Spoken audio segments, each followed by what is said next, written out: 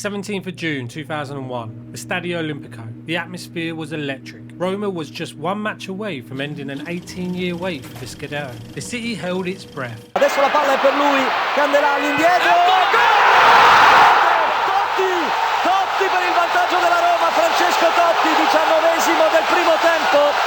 Francesco Totti per il vantaggio della Roma, 1-0. But to truly understand the significance of that day, we have to go back almost 2 decades to the last time Roma lifted the league trophy.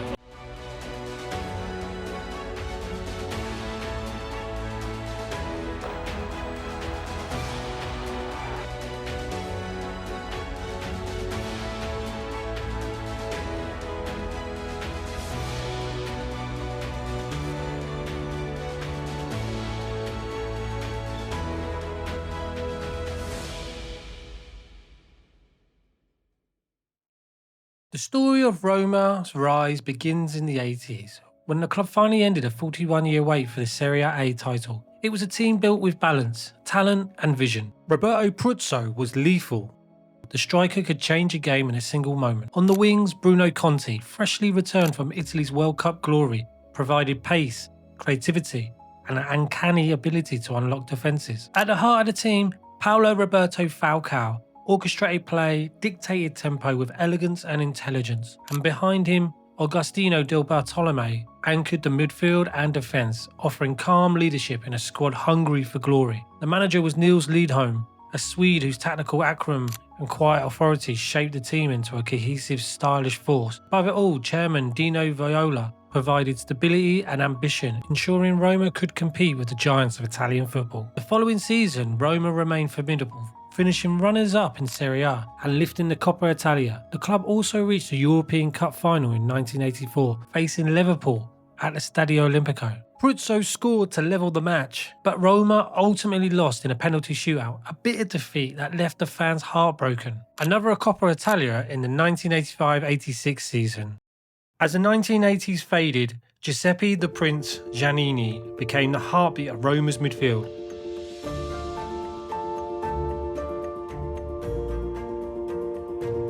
Elegant, intelligent, fiercely loyal, Giannini carried the team during a transitional era.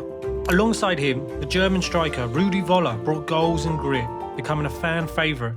In '91, Roma reached 2 finals. The Coppa Italia brought glory as they defeated Sampdoria with a 3-1 home win and a 1-1 draw away. But in Europe, it was heartbreak again. The UEFA Cup final became an all-Italian affair against Inter Milan. Lothar Matthäus inspired a 2-0 victory for the Nerazzurri in the first leg. Roma fought back with a 1-0 win at the Olimpico, but it wasn't enough.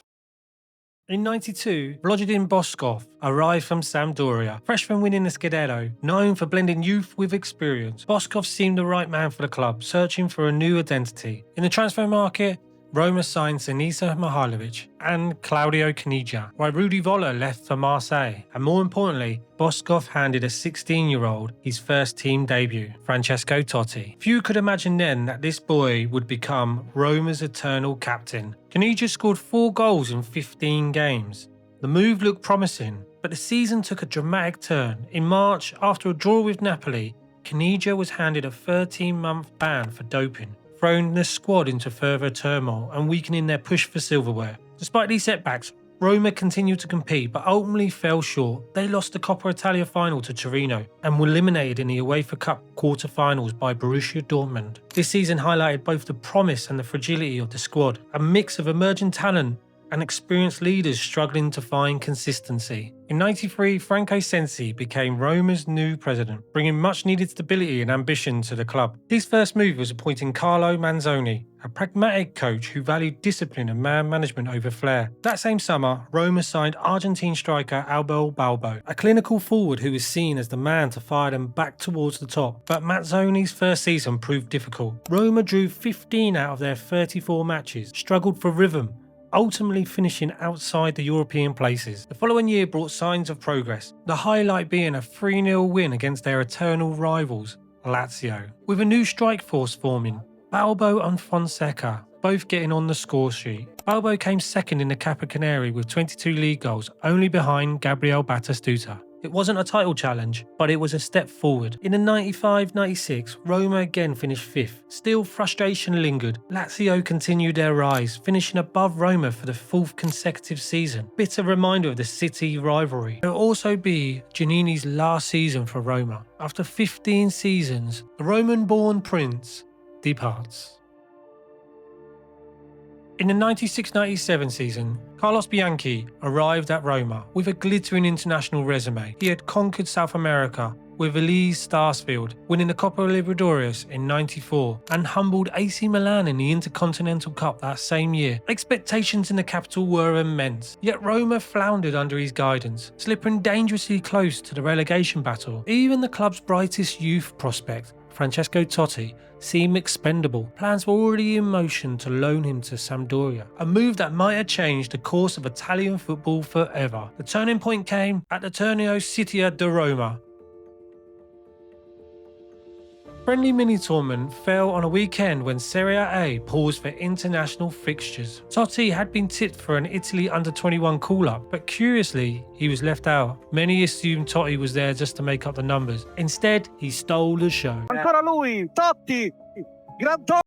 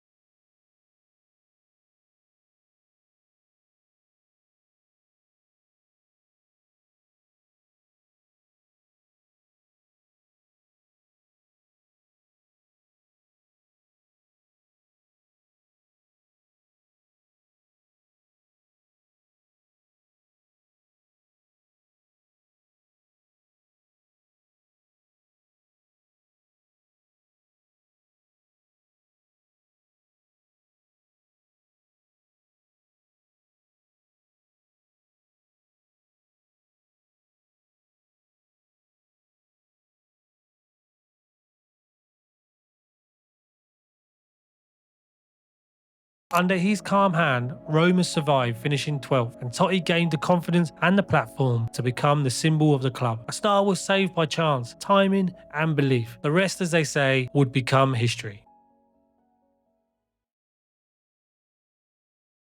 When Zdeněk Zeman arrived at Roma in the summer of '97, he was already one of the most polarising figures in Italian football. The chain-smoking Czech coach had made his name in the early 90s at Foggia, where his fearless attacking 4-3-3 became known as Zeman Landia. Players like Giuseppe Signori, Francesco Baiano, Igor Shalamov, and Dan Petrescu lit up the league, earning the small club promotion in '91 and respect in Serie A the following season.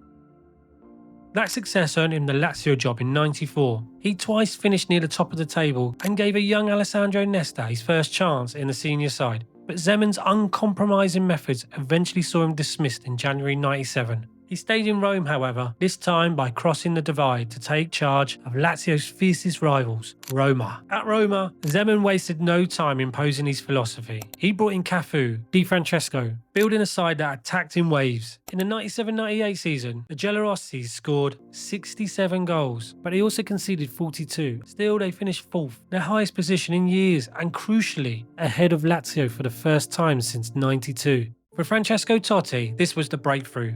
At 21, Zeman pushed him into a wide attacking role, encouraging him to score, create and lead. Totti responded with 13 league goals and for the first time begun to carry the responsibility of being Roma's talisman. But Zeman's tenure was about more than goals. In July '98, after his first season in charge, he publicly denounced the growing culture of pharmaceutical abuse in Italian football. He singled out Juventus, claiming their physical development was unnatural. This sparked one of Italian football's most infamous scandals. On the pitch, Roma remained thrilling but flawed. In the 98-99, they scored the most goals in the league, but conceded 49, slipping to 5th place. By the summer of '99, club's patience with Zeman's risk-first football had run out. He was dismissed and replaced by Fabio Capello.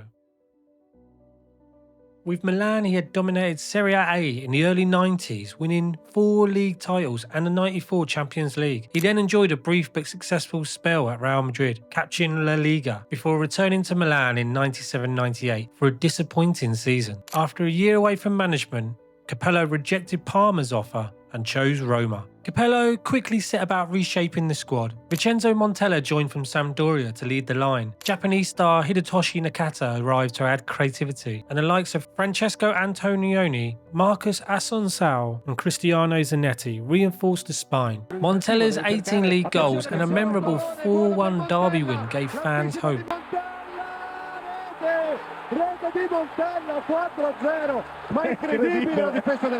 But inconsistency saw Roma slip to 6th. To make matters worse, City rivals Lazio lifted the Scudetto, a painful reminder of what was in reach. Capello knew what had to be done. He shored up the defence with Walter Samuel, Jonathan Sabina, added steel in midfield with Emerson, but the sign that truly captured the imagination of the fans was Gabriel Batistuta. Irish, doppia finta. Cerca Batistuta, eccolo, Batistuta 1-2, Winterburn, il tiro e il gol incredibile! Batigol! Avanti per Batistuta, prova il numero, Batistuta ed è il gol!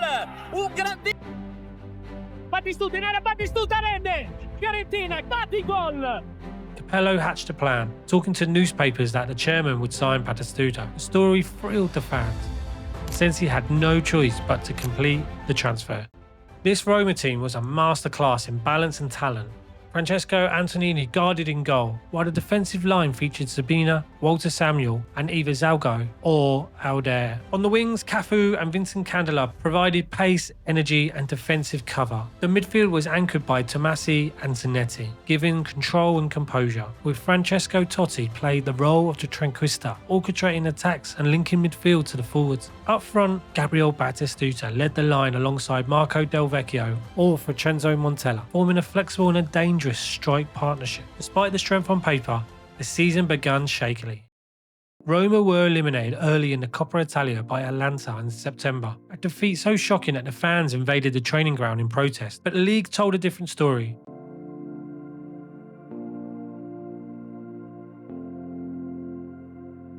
By game week 8, Roma had won 6 of their 7 matches, facing Fiorentina in a key clash. Dentro per Zago. The Argentine striker Ancora scored Ghibu. the winner. Batistuta, destro. E lui! Batistuta! 1-0 per la Roma. So overwhelmed was he after spending 10 years at the Florence club. Batistuta! Then a 2-1 win against Udinese, marked by a superb Francesco Totti volley, set up the first Rome derby.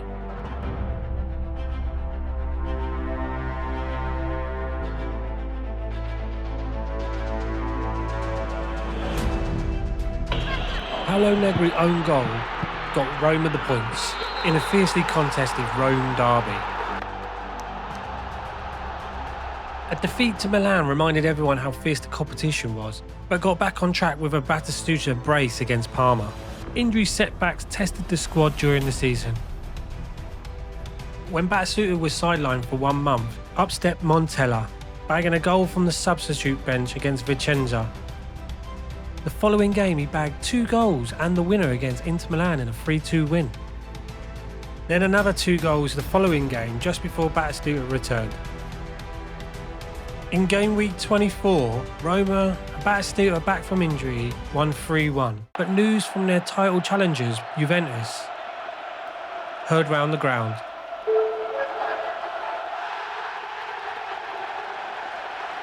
Which left Roma with a 9-point advantage after game week 24. However, setback struck, losing 3-1 away to Fiorentina and a 2-2 draw at home to Perugia. Though a 3-1 win away at Udinese got them back on track, keeping Roma at the summit after 27 matches. Roma on 62 points, ahead of Juventus on 56 and Lazio on 55. Next came the decisive fixtures. Against Lazio, Batistuta and Del Vecchio found the net.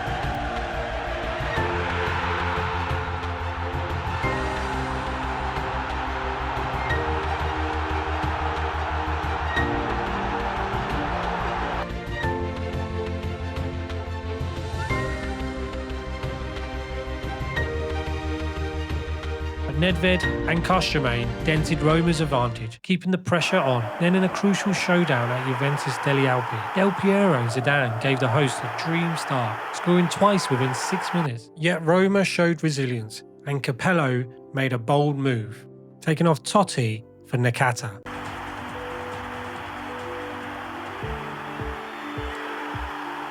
It paid off. Nakata scoring from long distance, and Montella struck in injury time, securing a draw that preserved a 5-point lead with 5 games remaining. The final stretch included a tight win against Atalanta 1-0 and an emphatic 4-1 victory at Bari, remembered for an audacious goal by Vincenzo. Next up was a home game against AC Milan.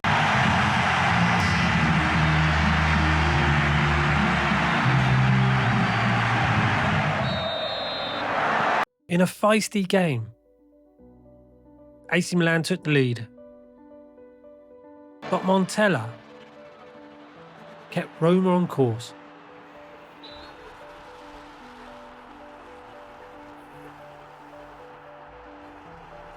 Then came the penultimate weekend clash against Napoli, a game that could have sealed the title. Roma led but conceded late, drawing 2-2, meaning the championship would be decided on the final day at home to Parma, with Roma 2 points clear of Juventus. The stage was set. The city, the fans, the players, all knew what was on the line. Final game would define an era. Adesso la palla è per lui, Candelà all'indietro. Totti per il vantaggio della Roma, Francesco Totti, 19esimo del primo tempo. Francesco Totti per il vantaggio della Roma, 1-0. È partito Batistuta in posizione della destra, sta arrivando Montella. Batistuta, Buffon, Montella! Montella! 2-0. Seguiamo l'attacco di Batistuta, prova ad entrare Batistuta! Rete! Batistuta! 3-0. Juventus came runners-up the following season by 1 point. Fabio Capello left in 2004. Roma came second several times in the late 2000s and won a couple of Coppa Italias. Totti won European Golden Shoe in 2006 and retired a legend. But the year 2000-2001, with Batistuta, Montella, Capello, Totti, will be remembered forever.